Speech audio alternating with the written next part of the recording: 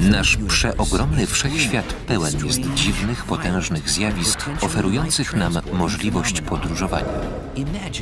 Wyobraźmy sobie kosmiczne bramy, które mogą wpuszczać i wyrzucać obiekty, albo przenosić je do innego punktu czasoprzestrzeni. Najpewniej taka podróż zakończy się zagładą.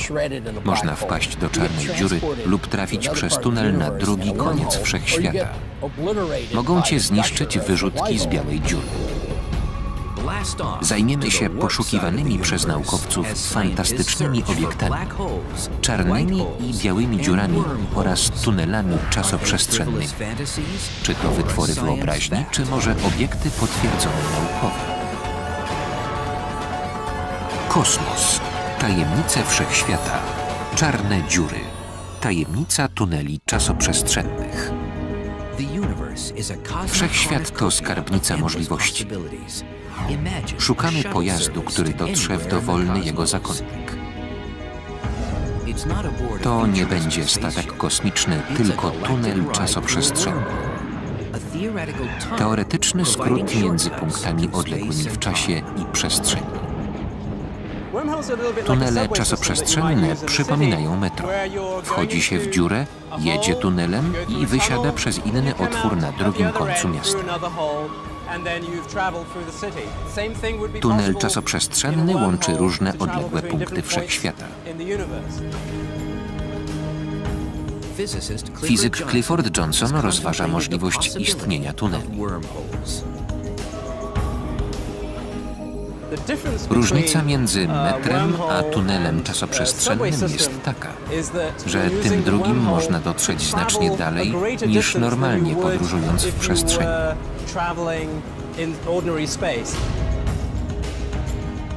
Teoretycznie tunel powinien mieć wlot i wylot, położone w różnych miejscach wszechświata.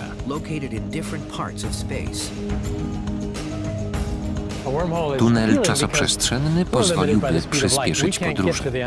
Do galaktyki Andromedy trzeba by lecieć z prędkością światła przez 600 tysięcy lat. Mam nadzieję, że kolejnym wielkim odkryciem astronomów będą tunele czasoprzestrzenne. Nie tylko dlatego, że fascynują takich jak ja, ale że mogą nas przerzucić w miejsca inaczej niedostępne. Gregory Benford łączy wiedzę z fantastyką na temat dalekiego kosmosu. Jest fizykiem i autorem ponad 30 powieści science fiction. Był świadkiem potwierdzenia wielu fantastycznych teorii. Ludzie chcieliby wiedzieć, czy tunele czasoprzestrzenne istnieją, czy są tylko matematyczną konstrukcją genialnego Einsteina. Ogólna teoria względności Einsteina dopuszcza istnienie tuneli. W 1935 roku Einstein i jego asystent Nathan Rosen opisali matematycznie model połączenia międzygalaktycznego, nazwanego mostem Einsteina-Rosena. Tunel czasoprzestrzenny jest rozwiązaniem równań ogólnej teorii względności. To hipotetyczny łącznik różnych punktów w czasoprzestrzeni. Pojawił się wśród rozwiązań opisujących czarne dziury. To masywne obiekty tak silnie oddziałujące grawitacyjnie na otoczenie, że gdy ciała za bardzo się do nich zbliżą, nie zdołają się już oderwać.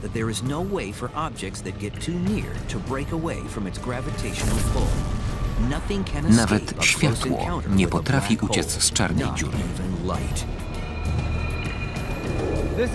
Ten basen z odpływem jest prostym modelem czarnej dziury. Mamy tu niszę, która stanowi horyzont zdarzeń.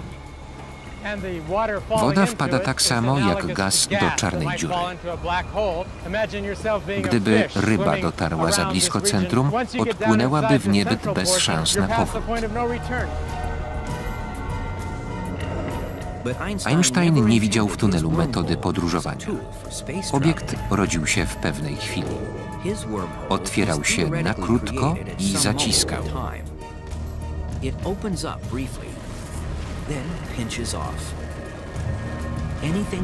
Wszystko, co do niego weszło, było miażdżone.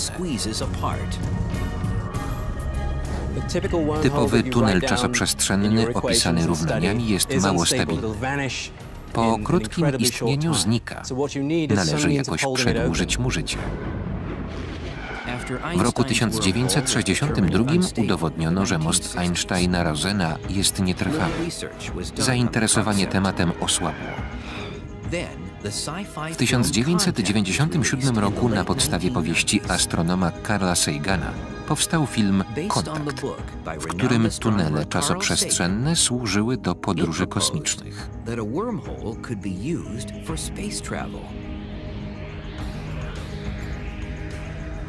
Książka Kontakt i jej adaptacja filmowa przybliżyły ideę tuneli czasoprzestrzennych zwykłym ludziom.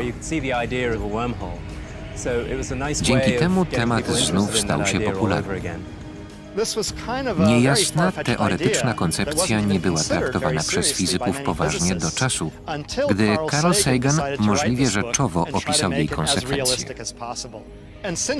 Odtąd specjaliści od ogólnej teorii względności biorą pod uwagę możliwość podróży przez tunel czasoprzestrzenny.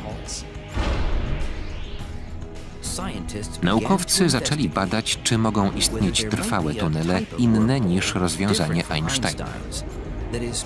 Ale coś musiałoby je chronić przed zaciśnięciem.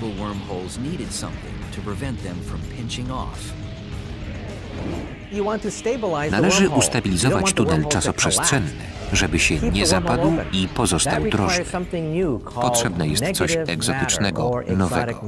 Materia o ujemnej masie. Nic takiego nie zaobserwowano. Działałaby antygrawitacyjnie, odpychając inne masy. Jeśli kiedyś zaobserwujemy takie cząstki, będzie można nimi stabilizować tunele czasoprzestrzenne. Idea podróży przez tunele oczarowała miłośników science fiction i rozbudziła zainteresowanie naukowców tą kwestią. Idea drożnego tunelu czasoprzestrzennego wzbudziła sensację. Może kiedyś będzie fizycznie możliwy szybki transport do innej galaktyki. Tunel czasoprzestrzenny bywa nazywany wormhole, czyli kanał robaka. Gdy stworzenie chce się przedostać przez jabłko, wygryzie drogę przez miąższ i dotrze do celu krótszą trasą niż po powierzchni. Ale inaczej niż robak, my nie wiemy, jakie niebezpieczeństwa czekają nas w środku tunelu albo u wylotu.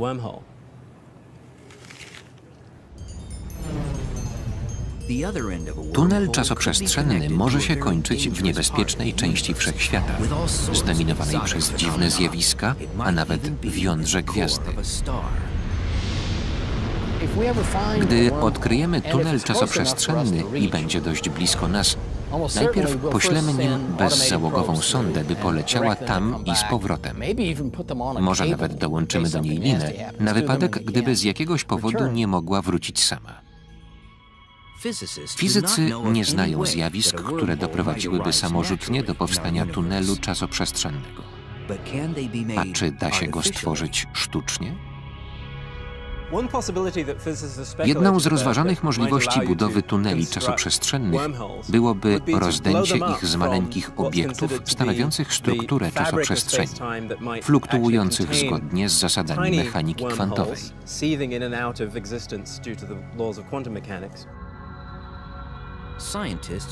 Naukowcy chcą formować drożne tunele czasoprzestrzenne z tzw. piany kwantowej, wszechobecnej struktury subatomowej, której bańki są miliardy lub biliony razy mniejsze niż jądra atomów.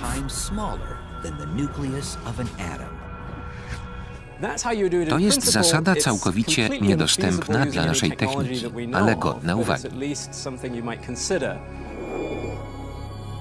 Gdyby udało się stworzyć lub zlokalizować tunele czasoprzestrzenne, można by wykorzystać ich potencjał do turystycznych podróży w czasie i przestrzeni.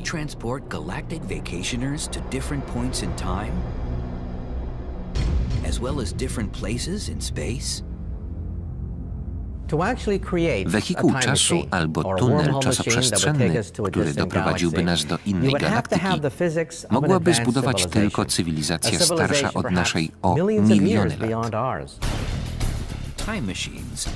Wehikuły czasu zajmują filmowców od ponad 50 lat. Panowie, Mówię o podróżowaniu w czasie pojazdem stworzonym właśnie w tym celu. Ale czy tunel czasoprzestrzenny przeniesie nas w czasie? Przebywając parę kroków w tunelu czasoprzestrzennym, można się przenieść do innej galaktyki lub przemieścić w czasie.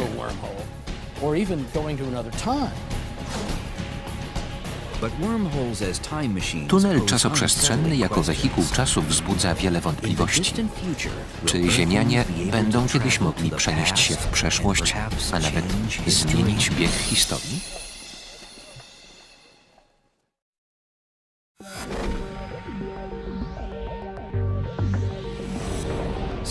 Teorie uważane dziś za science fiction będą kiedyś podobną oczywistością jak fakt, że Ziemia jest okrągła.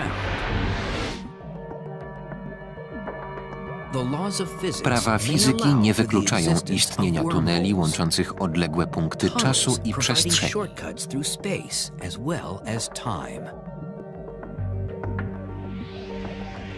Czy ta sieć kosmicznych przejść da się wykorzystać do podróży w czasie?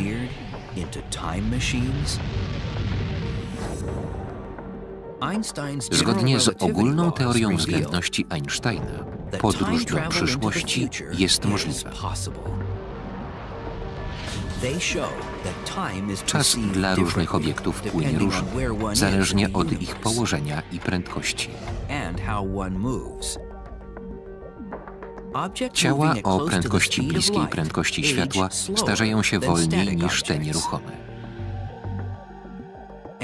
Ciała w zasięgu wielkiej masy odczuwają wolniejszy upływ czasu niż te od niej oddalone. Zegary idą w różnym tempie zależnie od intensywności pola grawitacyjnego. W silniejszym czas płynie wolniej niż w miejscach, gdzie nie odczuwa się grawitacji. Na Ziemi zegary chodzą nieco wolniej niż na orbicie.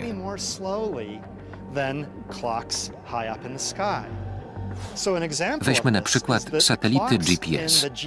Ich zegary chodzą szybciej niż ziemskie, ponieważ działa na nie słabsza grawitacja. Naukowcy i technicy projektujący takie systemy muszą uwzględnić tę różnicę. Gdyby nie dokonali stosownych korekt, nawigacja przestałaby działać i prowadziłaby nas w niewłaściwym kierunku.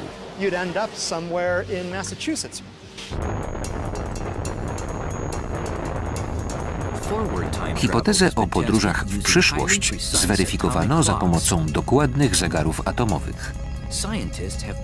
Naukowcy umieścili jeden na Ziemi, a drugi w rakiecie, która poleciała w kosmos. Przy użyciu radia sprawdzono różnicę wskazywanego czasu. Zegar w pojeździe tykał szybciej. Tutaj mój zegarek chodzi wolniej niż zegarek astronauty w rakiecie daleko od Ziemi. Jego czasomierz chodzi szybciej, a on szybciej dotrze do przyszłości. Fizycy rozważali, czy tunel czasoprzestrzenny może przenieść nas nie tylko w przyszłość, ale też w przeszłość. Załóżmy istnienie tunelu prowadzącego z Ziemi do centrum naszej galaktyki.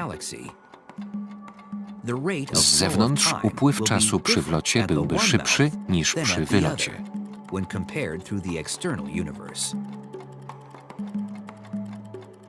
Patrząc przez tunel, mielibyśmy wrażenie, że czas płynie wszędzie tak samo.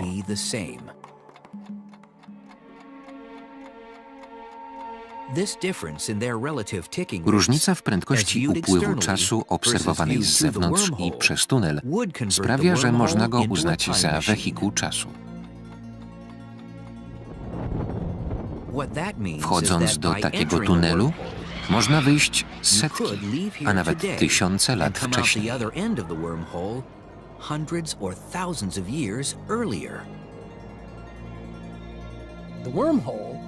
Za sprawą tunelu czasoprzestrzennego można się przenieść do innej galaktyki,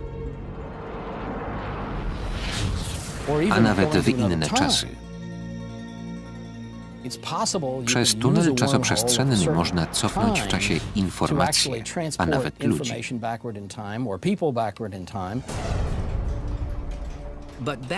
Powrót do przeszłości prowadzi do niepokojących paradoksów.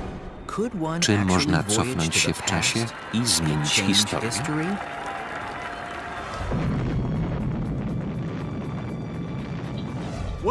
Z podróżami w czasie wiąże się wiele problemów opisanych paradoksami. Najsłynniejszy jest paradoks dziadka. Czy mogę cofnąć się w czasie i zabić swojego dziadka, zanim spłodzi mojego ojca? Wówczas nie urodzi się ani mój ojciec, ani ja, więc nie będę mógł się cofnąć w czasie. Załóżmy, że cofnąłem się w czasie i poznałem moją mamę, gdy była nastolatką, zanim mnie urodziła. Rozkochałem ją w sobie, a ona odtrąciła konkury mojego ojca, więc nie mogło dojść do moich narodzin. Napotykamy wielkie problemy natury praktycznej. Jeśli któregoś dnia do waszych drzwi zapuka osoba podająca się za waszą prawnuczkę, która wróciła z odległej przyszłości, żeby poznać sławnego przodka, nie zatrzaskujcie drzwi. Może nasi potomkowie będą podróżować w czasie i kiedyś nas odwiedzą.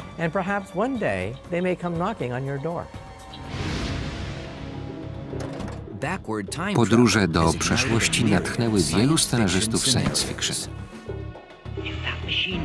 Jeśli ta maszyna może to, co opisałeś, zniszcz ją, zanim ona zniszczy ciebie. Prawa fizyki nie wykluczają istnienia tuneli czasoprzestrzennych. Ale co mówią na temat zmieniania historii? Być może prawa fizyki nie wykluczają podróży w czasie, dopóki nie zakłócają one spójności wszechświata. Z tego powodu można uznać, że biegu historii nie da się zmienić. Nie można zapobiec swojemu powstaniu, jak w paradoksie dziadka. Nie wiemy, czy przez tunel czasoprzestrzenny można podróżować w czasie. Część naukowców twierdzi, że próba użycia go w tym celu może go zniszczyć. Połączenie tunelem czasoprzestrzennym dwóch różnych epok może skończyć się narastaniem promieniowania, którego w efekcie zniszczy i zniweczy plan podróży w czasie. Zapewne właśnie w ten sposób świat broni się za pomocą praw fizyki przed licznymi paradoksami i dziwnymi zjawiskami, które byłyby dziełem wehikułów czasu.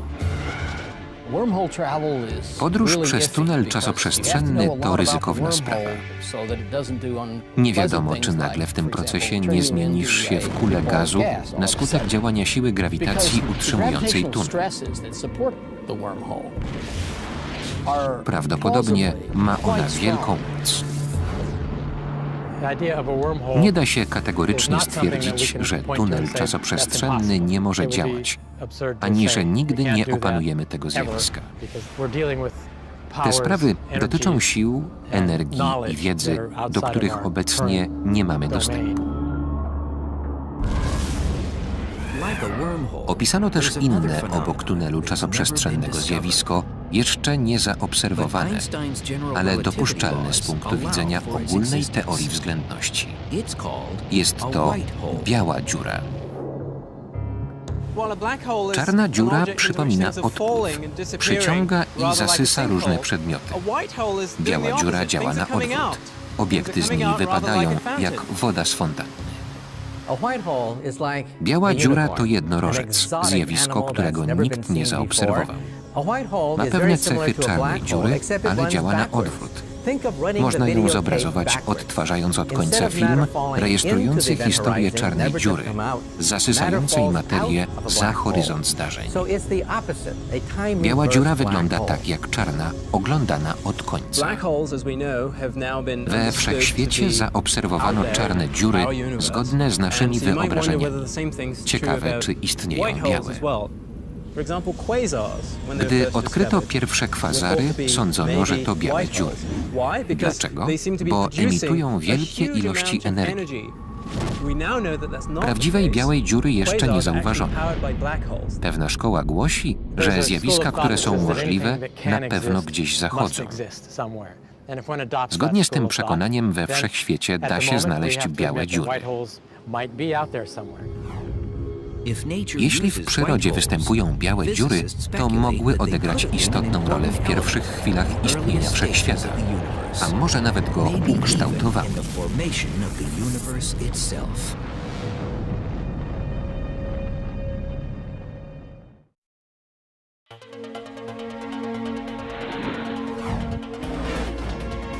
Pewne tajemnice wszechświata mogą rzeczywiście okazać się czarno-białe.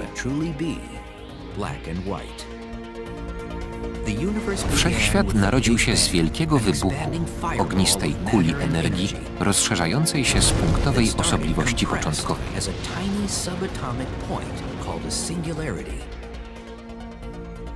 Osobliwość to miejsce o gigantycznej grawitacji. Z wybuchu powstał cały wszechświat, przestrzeń, czas i wypełniająca je materia oraz energia. Białe dziury są nieco podobne do osobliwości początkowej. Powstały jako teoretyczny model w einsteinowskiej teorii grawitacji. Są odwrotnością czarnych dziur. Z osobliwości wydostaje się materia. Niektórzy naukowcy przypuszczają, że z takiego ciała mógł narodzić się wszechświat. Jedna z hipotez o narodzinach wszechświata zakłada, że początkowa osobliwość stała się wielką białą dziurą. Zwolennicy tej koncepcji twierdzą, że następstwem było powstanie wszechświata za sprawą wielkiego wybuchu. Biała dziura emituje materię zamiast ją pochłaniać. Czyż wielki wybuch nie był czymś podobnym? Koropką kwantową rozszerzającą się i wyrzucającą materię. Być może historia naszego świata to historia białej dziury. Sonda kosmiczna WMAP agencji NASA mierzy promieniowanie reliktowe powstałe we wczesnym stadium rozwoju wszechświata. Badacze tych fal potwierdzili, że tuż po wielkim wybuchu nastąpiło szybkie i gwałtowne rozdęcie wszechświata, poprzedzające jego regularne rozszerzanie. Niektórzy zastanawiają się, czy przyczyną gwałtownego wzrostu nie była biała dziura. Dane z satelitów, takich jak WMAP, są spójne z teorią wieloświatów. Wieloświat składa się z wielu wszechświatów unoszących się niczym bąbelki piany na wodzie. Powstają ciągle nowe, łączą się, pękają i dzielą. Innymi słowy, wielkie wybuchy mogą być powszechne. Rozpoczyna je gwałtowne rozszerzanie się białej dziury, z której powstaje nowy wszechświat.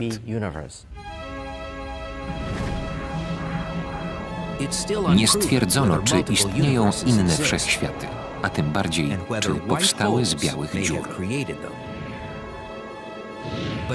Choć na razie białe dziury istnieją jedynie w teorii, naukowcy dowiedli, że w przyrodzie byłyby bardzo nietrwałe. Szybko by się zapadły, przekształcając w czarne dziury.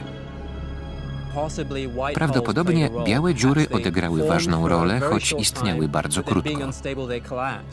Ale nawet wówczas mogły wpłynąć na przyszłość wszechświata. Trudno zweryfikować tę tezę, ale nie można jej też obalić. Białe dziury są owocem wyobraźni bez rzeczowych podstaw. Wątpię, by obecnie istniały. Ale kiedyś nie wierzono również w czarne dziury. Białe dziury mogły, choć niekoniecznie, powstać u zarania wszechświata. Za to czarne dziury to nie science fiction. Ich istnienie potwierdzono naukowo.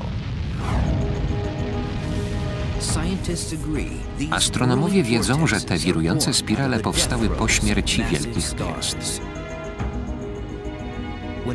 Gdy masywna gwiazda nie ma już czego spalać, nie może wytrzymać siły własnej grawitacji. Wnętrze się zapada, tworząc czarną dziurę. Czarne dziury komplikują ewolucję wszechświata. Przyciągają materię i wyrzucają. Zmieniają otoczenie, nawet części galaktyk. Czarne dziury organizują widowisko. Są wielkie, potężne i niepowstrzymane. Trudno zauważyć czarną dziurę, ponieważ jest po prostu czarna. Można za to dostrzec, jak oddziałuje na inne ciała. Na przykład zaobserwować gaz, który wpada w dziurę, ogrzewa się i emituje promienie X. Dawniej sądzono, że czarne dziury to wymysł wyobraźni. Fizycy śmiali się do rozpuku, gdy ktoś o nich wspomniał. Ale do dziś wykonano już setki, a nawet tysiące wspaniałych zdjęć czarnych dziur. Istnieją przynajmniej dwa rodzaje czarnych dziur. Te wielkości gwiazdowej mają masę od 3 do 30 mas Słońca. W naszej drodze mlecznej jest ich 100 milionów, podobnie w innych galaktykach. Supermasywne czarne dziury mają masę milionów albo miliardów słońc.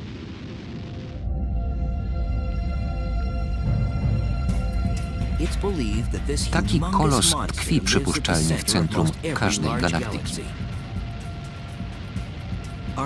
W naszej jest taka.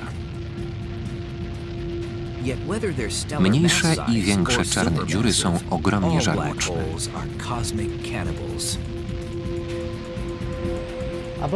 Czarna dziura przypomina ruchome piaski, w które wiele wpada, a nic nie wychodzi. Podróż do czarnej dziury byłaby niezwykła, nawet psychodeliczna. Przypominałaby sport ekstremalny.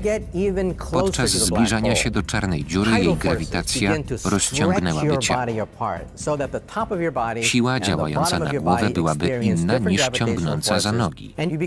Rozciągnięto by mnie w nieskończoność. W końcu atomy mojego ciała by się rozpadły.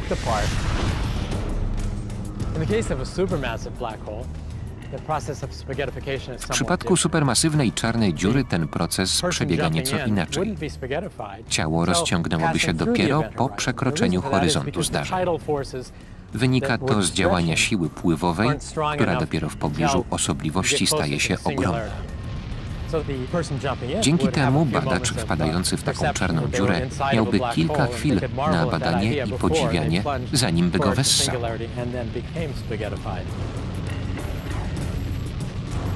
Jeśli kogoś nie przeraża jedna czarna dziura, to może weźmiemy dwie, walczące o dominację.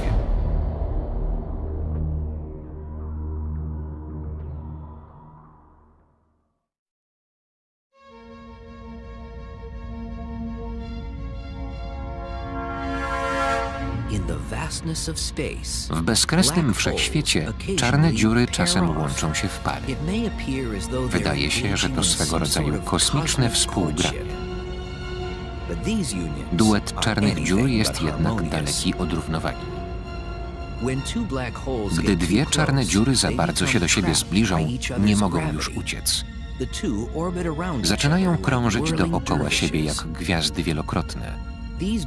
Dwie czarne dziury w końcu się zderzą i zleją w jedność. Uważa się, że połączenia czarnych dziur są dość powszechne. Dziury zwykle krążą wokół siebie, zmniejszając orbitę. W końcu zleją się w całość. Reakcja prowadzi do znacznych zakrzywień czasoprzestrzeni. Dwa obiekty silnie zakrzywiające czasoprzestrzeń nagle łączą się w jedno. W tym zjawisku powstają silne fale i emitowana jest wielka energia. Zwykle podczas kolizji czarnych dziur emitowane są wibracje zwane falami grawitacyjnymi, które rozchodzą się po siatce czasoprzestrzeni. Drgania te przypominają fale powstałe przy wrzuceniu kamienia do jeziora. Równowaga powierzchni została zakłócona, więc fale roznoszą drgania do odległych punktów zbiornika. Kiedyś nie można było obserwować zdarzeń dwóch czarnych dziur. Obecnie naukowcy dysponują detektorami fal grawitacyjnych. Jeśli je wykryją, mogą zarejestrować zdarzenie czarnych dziur.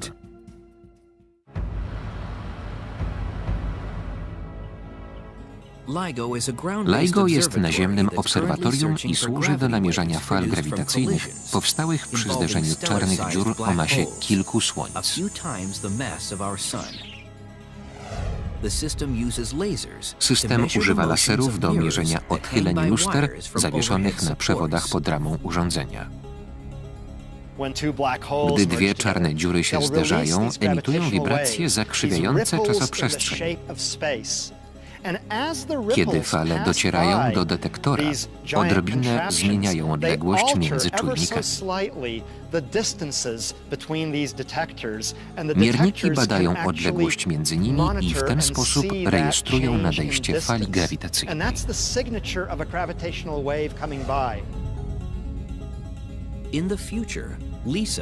NASA i Europejska Agencja Kosmiczna powołały projekt LISA, by zbudować detektor wychwytujący fale ze zderzeń supermasywnych czarnych dziur. Następują one w trakcie przenikania galaktyk. W tym procesie dwie ogromne czarne dziury, znajdujące się w ich środkach, zbliżają się i formują nową, jeszcze większą, w centrum nowo powstałej galaktyki. Jeśli zderzenie dwóch supermasywnych czarnych dziur nie robi na kimś wrażenia, rozważmy kolizję trzech. W styczniu 2007 roku amerykańskie i europejskie satelity wykryły tercet czarnych dziur w gwiazdozbiorze Panny 10 miliardów lat świetlnych od Ziemi. Tak naprawdę były to trzy kwazary, niezwykłe obiekty, które prawdopodobnie czerpią energię z czarnych dziur leżących w centrach galaktyki. Dzieliło je 100–150 tysięcy lat świetlnych, tyle ile wynosi szerokość Drogi Mlecznej.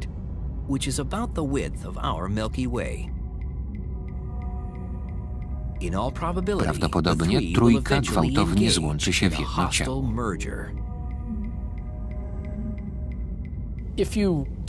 Gdy na skutek zderzenia dwóch wielkich galaktyk eliptycznych spotkają się trzy supermasywne czarne dziury, nastąpi prawdziwy kataklizm. Dwie dziury mogą połączyć siły i wyrzucić trzecią z układu. Oddziaływanie grawitacyjne między trzema ciałami może doprowadzić do wyrzucenia jednej z supermasywnych czarnych dziur poza horyzont zdarzeń pozostałych dwóch, które niechybnie się połączą.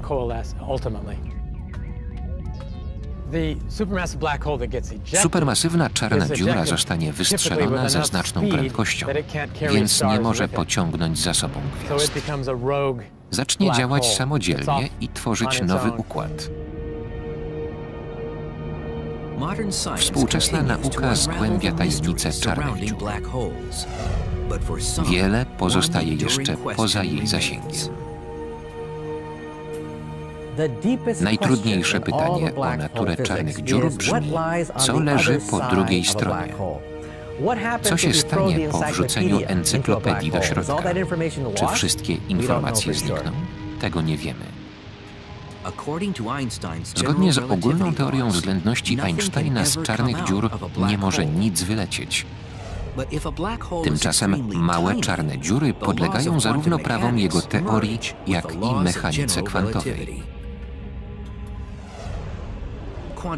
Prawa tej drugiej sprawdzają się w świecie małych cząstek, protonów, neutronów i elektronów.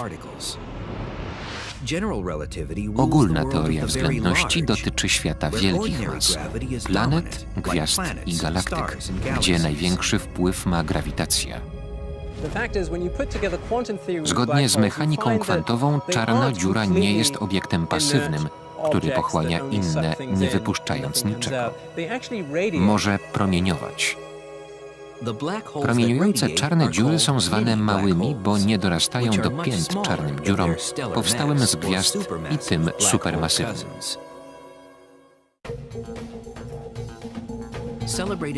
Słynny fizyk Stephen Hawking stwierdził, że małe czarne dziury muszą wysyłać fale. Odkryto je i nazwano promieniowaniem Hawkinga. Według niektórych takie czarne dziury będą zanikać, aż w końcu wyparują.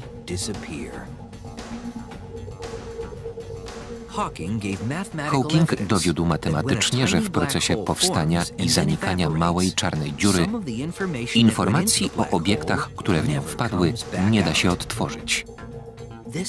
To śmiałe twierdzenie wywołało burzę wśród naukowców, ponieważ prawa fizyki kwantowej głoszą, że informacji nie da się całkowicie zniszczyć. Naukowcy podzielili się na dwa obozy. Pierwszy akceptuje twierdzenia Hawkinga, a drugi uważa, że wymagają uściślenia. Zgodnie z teorią strun informacja nie znika, tylko pojawia się w trudno uchwytny sposób. Dotąd nie wiadomo, co się dzieje z informacją, która wpada do czarnej dziury.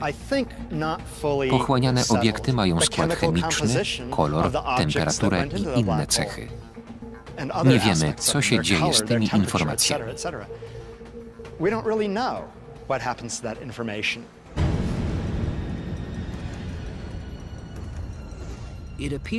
Nie wydaje się możliwe, żeby naukowcy zdołali wejść do czarnej dziury, opuścić ją żywi i zameldować o odkryciach. Współpraca całego świata nauki pomogła za to uczynić inny krok, zbliżający nas do tajemnicy – stworzyć małe czarne dziury na Ziemi.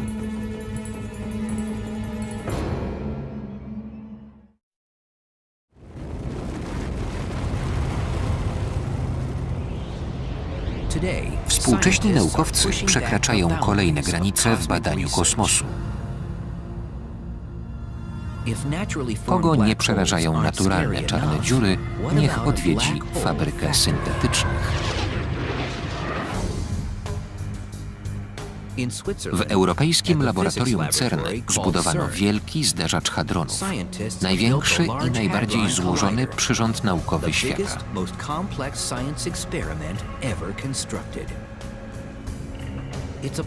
Ten akcelerator cząstek ma długość 27 km.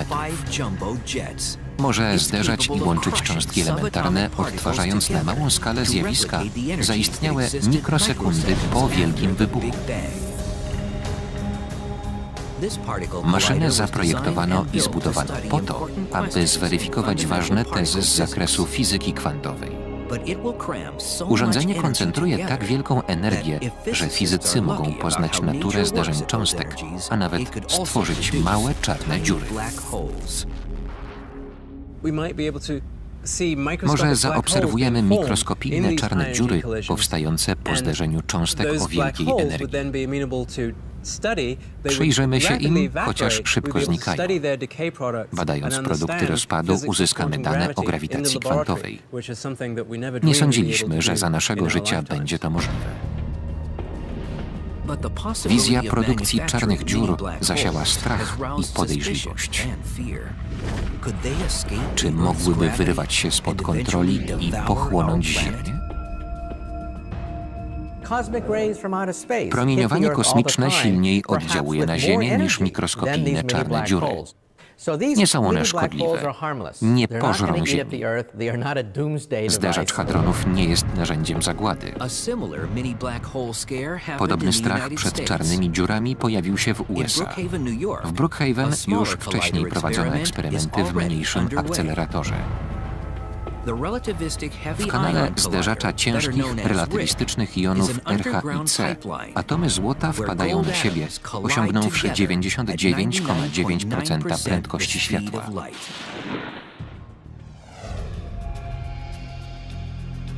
Po rozpoczęciu doświadczeń w 2000 roku rozeszły się wieści, że w czołowych zderzeniach powstają czarne dziury. Nasza ekipa jest odpowiedzialna. Postanowiła uspokoić panikarzy. Powołała zespół, by przyjrzał się sprawie. Stwierdził, że takie kolizje są powszechne we wszechświecie i nie stanowią zagrożenia. Przez pryzmat modelu matematycznego można stwierdzić, że powodujemy zderzenia w warunkach podobnych do tych, w których powstają czarne dziury. Rzecz jasna, nic nam nie grozi. W RHIC nie można stworzyć czarnej dziury, która nas zniszczy. RHIC nie zdoła wykreować żadnej czarnej dziury. Nie ma tu dość materii, by powstała osobliwość. Choć RHIC nie może stworzyć nawet małych czarnych dziur, naukowcy badający produkty zderzenia mogą dowiedzieć się czegoś o pierwszych mikrosekundach istnienia wszechświata. Z wyników badań możemy wywnioskować, co się stało krótko po Wielkim Wybuchu i czy powstały w nim pierwsze czarne dziury.